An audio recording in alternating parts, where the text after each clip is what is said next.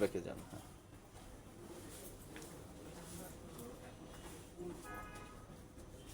Free পরিচয় দিয়ে শুরু করেন। আসসালামু আলাইকুম, আমি এস এম শাহিনুর খান অপি। বয়স হচ্ছে 33। আমি 2000 প্রায় 15 সাল থেকে বা এরও আগে থেকে অ্যাঙ্কালোজিং স্পন্ডিলাইসিস রোগে আক্রান্ত ছিলাম। তো এখনও আছি, যেহেতু এটা একটা অটো ইমিউন ডিজিজ, এবং এটা থেকে আস্তে আস্তে আমার হিপ জয়েন্টের ক্ষয় চলে আসে, দুইটা হিপ জয়েন্টই। তো বেশ অনেক দিন যাবত আমি প্রবলেমটা ধরতে না পারাতে হিপ জয়েন্টে বেশ ভালো একটা ড্যামেজ আমার চলে আসে।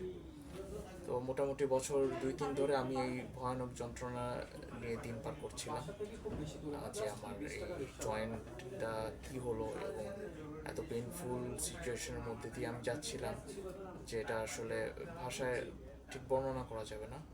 একমাত্র ওই সিচুয়েশনের মধ্যে দিয়ে যারা গিয়েছে তারাই বলতে পারবে। আমি হয়তো ভাবছিলাম জীবন হয়তো আমার এখানেই অর্ধেক থেমে গেল, বাট তারপর আমি আস্তে আস্তে সার্জারির জন্য প্রিপারেশন নিলাম। এর মধ্যে যত কনজারভেটিভ মেথড আছে সমস্ত মেথডই আমি চেষ্টা করেছি, এবং আসলে কোনো কনজারভেটিভ মেথডই আমি কোনো ভালো লং লাস্টিং সলিউশন পাইনি। তো আমি যেটা দেখলাম যে ফাইনালি আমাকে হয়তো হিপ জয়েন্ট রিপ্লেসমেন্টের দিকে যেতে হবে। তো আমি প্রায় গত 1 বছর ধরে এটা প্রিপারেশন নিলাম। প্রিপারেশন নিয়ে বেশ অনেকগুলো সার্জনকে আমি দেখিয়েছি, এবং সবার অপিনিয়ন নিয়েছি আমি, যে আমার এই রোগের জন্য এটাই অপটিমাম সলিউশন কিনা। তারপর আমাদের ডক্টর ফরিদুদ্দিন আহমেদ স্যার ভাইয়ার কাছে আমি আসলাম যখন, ওনার অমায়িক ব্যবহার এবং ওনার সমস্ত কথাবার্তায় আমার যথেষ্ট কনভিন্সিং মনে হলো যে সার্জারিটা আমার এখানেই করানো উচিত এবং এখনই করানো উচিত দ্রুত।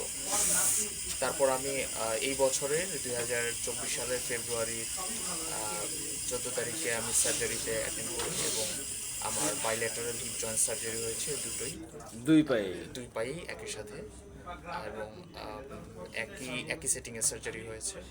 তো সার্জারির পর থেকে মোটামুটি 4 মাস পর্যন্ত আমি খুব হেভি এক্সারসাইজের মধ্যে দিয়েছিলাম রেগুলার।